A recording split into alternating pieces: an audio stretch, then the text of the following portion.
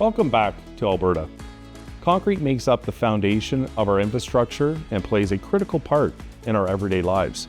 Cement is the binder that glues sand and stone together to form concrete, making it the most resilient building material in the whole world. Without cement, the concrete miracle wouldn't happen. Modern day things like roads and buildings wouldn't exist. I'm going to pass it off to Glenn Furtado from the Cement Association of Canada to tell you more about Concrete Zero. Thanks, Brent. I'm happy to have this opportunity to share a little more information on what our members and partners in the concrete sector are working on to ensure Canada's cement and concrete industry achieves its carbon emission reduction goals by making concrete net zero by 2050. On May 2nd, 2023, the Cement Association of Canada, in partnership with concrete allies from across Canada, released Concrete Zero, a peer-reviewed action plan to help guide our industry towards making concrete net zero by 2050. Using 2020 as our baseline for industry emissions, Concrete Zero charts a course towards achieving its goal of 40% emission reductions by 2030, about 60% by 2040, and full net zero by 2050. What's important to note is that our action plan has been structured to reach net zero by 2050 without the purchase of carbon offset credits or reliance on technologies that aren't already proven effective today. Like the roadmaps developed by the Global Cement and Concrete Association and the Portland Cement Association in the US, our Concrete Zero action plan has organized emission reductions across 6 main categories.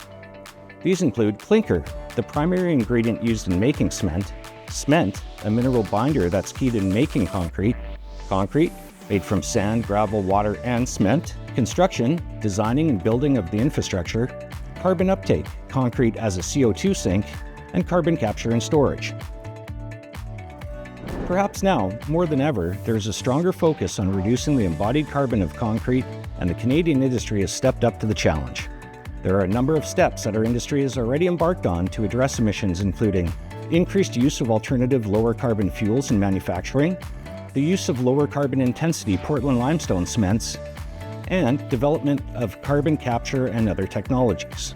The Canadian cement and concrete industries are committed to collaboration and transparency in reporting progress towards achieving net zero by 2050. Brent, back to you. Thanks, Glenn. The cements used in Alberta come from plants that have either adopted these technological changes or are in the process of making these changes. Carbon capture and storage projects are progressing in Alberta plants, with operations expected to begin in the near future.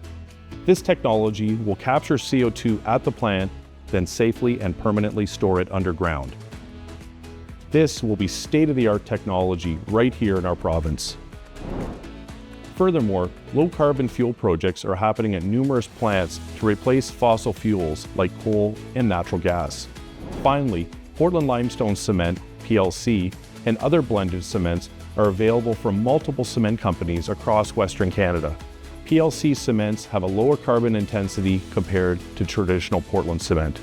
These are just a few examples of how concrete is innovating to produce a local, sustainable, and resilient building material. Stay tuned as we continue our journey to net zero. Thanks for watching.